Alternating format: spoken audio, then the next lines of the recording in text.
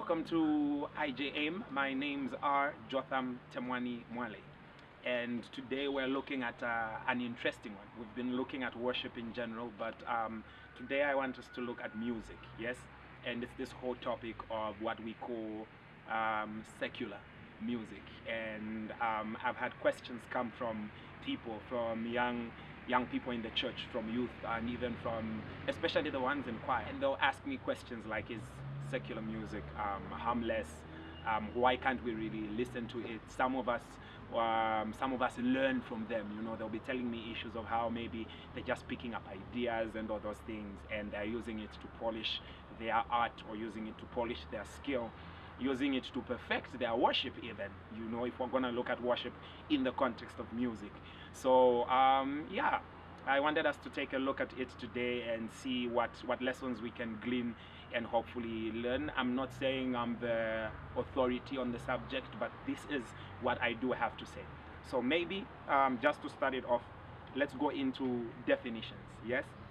So in the first place, we would need to define what is secular, or because secular just doesn't apply to music. It's a term that applies to a whole lot of things. So what does the word secular mean? Okay, let's Google it here. First definition says not connected with religious or spiritual matters. The example that's been given here is actually secular buildings. Imagine that, buildings that are referred to as secular. Now here are some synonyms: non-religious, lay; non-church, temporal; worldly, earthly, profane, etc., etc. Okay. Second definition here is not subject to or bound by religious rule. Not subject to or bound by religious rule. Not belonging to or living in a monastic or other order. Okay.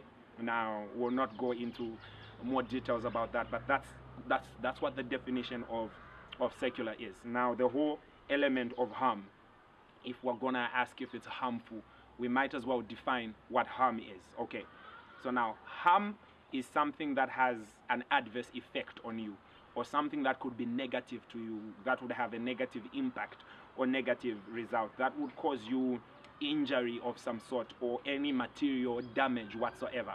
That's what harm looks at. Okay, so now in us looking at the whole issue of secular music, and in us looking at it being harmful, here's what I have to say. Music is very powerful. It is a very powerful tool. Let me put it this way: never deny the power of something that can move your emotion almost even unwillingly. You will agree with me that music has the power to feed into an emotion or feed an emotion. So sometimes when you are sad and solemn music is being played, it almost doubles the emotion, or it almost perpetuates the state that you are in of sadness. Sometimes when you are happy and someone plays an upbeat song, a song that's funky, what begins to happen is it almost feeds into and perpetuates the emotion of happiness, and you begin to dance. Sometimes it even works in the reverse effect. What happens is you hear some type of song or some type of music, and it actually begins to feed a certain emotion in you at that very point in time. Okay, so now let's explain it. Let's even explain it further. I know when we're growing up, we'd hear a certain type of song and we'll know what time it is. We'd know cartoons have started. We'll know news has started. So music has always been used as a cue for something. Now in Bible terms, we need to understand that music was always used as a cue for worship. Music was always used as a cue for worship. That was its intention. Therefore, music, if it was used as a cue for worship, it means all music, or music in its source and in its creation, was created for worship. Meaning when God created music, he created it for the sole purpose of worship. Meaning, even if it's not worshiping the one it was meant to worship, even if it's not glorifying the one it was meant to glorify, it is still worshiping or glorifying, just not God. Now think of that. So let's bring it back, let's bring it home. let's talk of gates, what I like to call gates. Before we come back to where I've left it, let's talk of gates. If you could think of senses, your sight, your smell, your hearing, your touch, your taste, each sense has the ability to create a memory, okay? You all know, or will agree with me, some of you at least, that sometimes you can smell something and it will provoke a memory. Sometimes you can see something and it will provoke a memory. Sometimes you can hear something, etc., etc. You get the picture. Now, it means that whatever entered through that gate, through that sense, okay, created a memory that when you hear something again or smell something again, can awaken that thing that entered once upon a time. I hope I'm making sense. Let's bring it home further and put it as a blanket statement. All your senses are gates.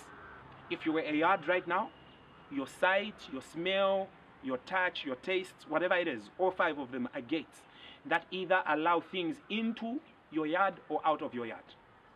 Does it make sense? I'm sure it does for someone out there.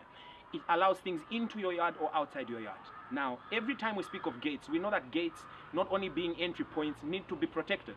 You will not let just anything through your gates. You will not just let anything out of your gates. In the same way we can use gates to protect our children from going outside the yard and getting hurt, we use gates to protect them also in the sense of not letting in anything that is harmful. So it's a gate. Therefore, if it's a gate, the point is guard your gates. Your gates need to be guarded at each and every point in time. Okay?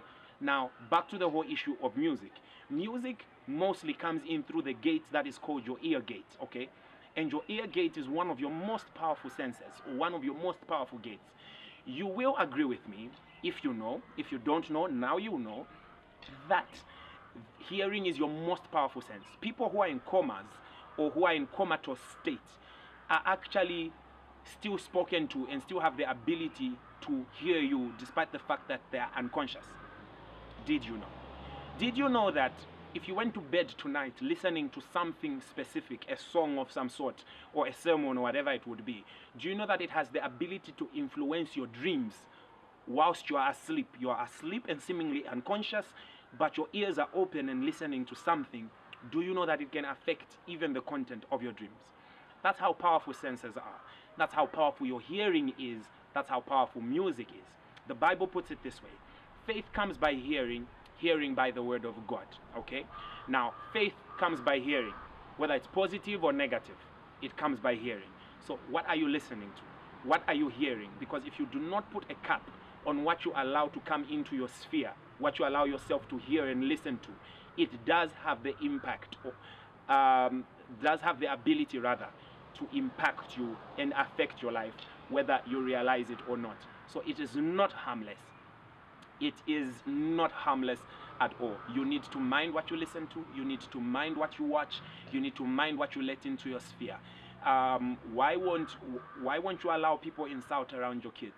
Why will you get annoyed if people insult your children in your presence? You don't want them to hear such. And why would you get annoyed if they watched something that was profane? Why would you stop them? But at the same time, with the same mindset that stopped them, not use that mindset to tell them that this music thing you're talking about can be harmful and is harmful. Okay? For me, I honestly do not believe that music is harmless and that secular music is harmless in specific. Because if it's not of God, there is no middle point and there is no gray area. If it's not of God, it's not of God. If it's not of God, I'll be as bold to say it's of the devil. There's no middle ground. There's no lukewarm.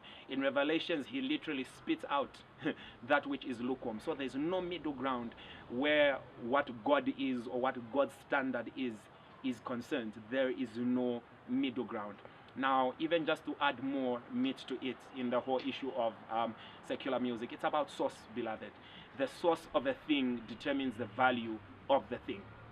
So let me give an example that I was once given by somebody and I've never forgotten. You'll see two people dancing and you'll see them doing the same thing for you. But one has been told, I will give you money, dance, and I'll pay you. The other one has been told, you almost died yesterday, you have a reason to celebrate. For us who are in the audience, we look at these people and we see the same thing. We see two people dancing.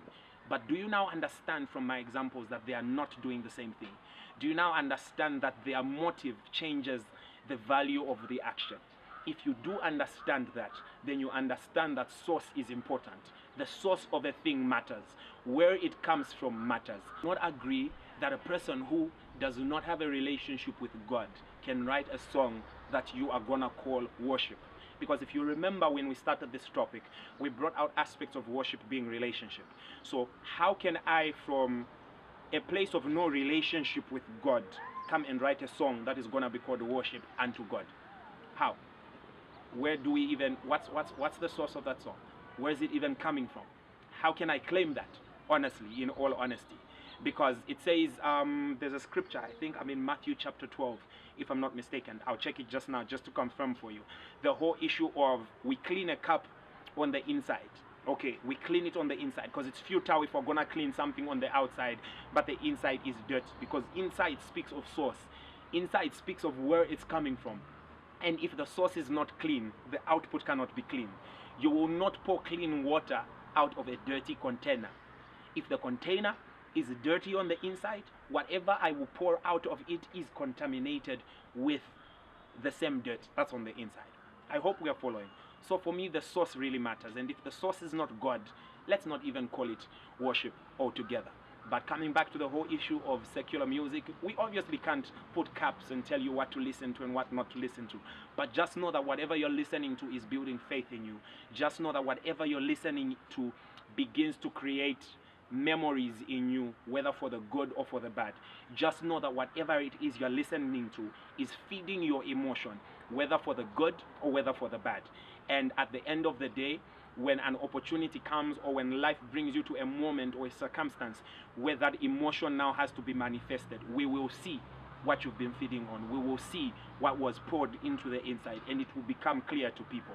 And people have killed themselves listening to certain songs. People have gone and done stupid things listening to certain songs. People have gone and done the most absurd things listening to music or being inspired by music. Watch and be careful what you listen to. Music is not harmless. That's my take. I don't know what yours is.